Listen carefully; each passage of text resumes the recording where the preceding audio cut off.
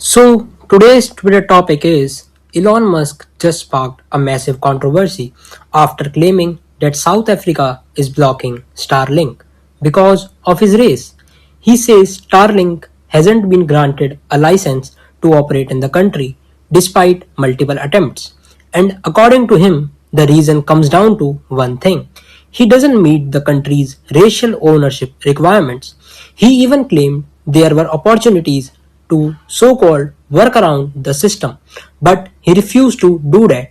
Now, on the surface, that sounds insane. A global internet service being blocked because of person's race. That's the headline people are running with. But the actual situation is a bit more complicated.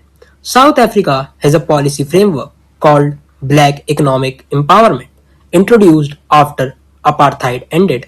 The goal was to fix decades of economic imbalance by ensuring historically disadvantaged groups, primarily black South Africans, have ownership and control in major businesses. In industries like telecommunications, companies often need to meet specific ownership criteria to get licensed. That can include a percentage of local or black ownership. And that's where Starlink runs into a problem. Starlink is owned by SpaceX, which is controlled by Musk. It doesn't naturally fit into those ownership requirements. So, unless the structure changes, this getting approval becomes difficult. Even though Elon Musk is born in South Africa, he isn't black by race. But instead of framing it as a regulatory or compliance issue, Musk framed it as a direct racial discrimination, saying he's being blocked because he's not black.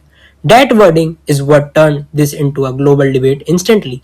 Because now it's not just about the internet access or business regulations, it's about whether policies designed to fix past inequality are now creating new forms of exclusion. At the same time, there's another angle people aren't talking about enough. What Starlink actually brings. It's satellite internet. No cables, no infrastructure. In a country where rural connectivity is still a major issue, this could be a huge deal.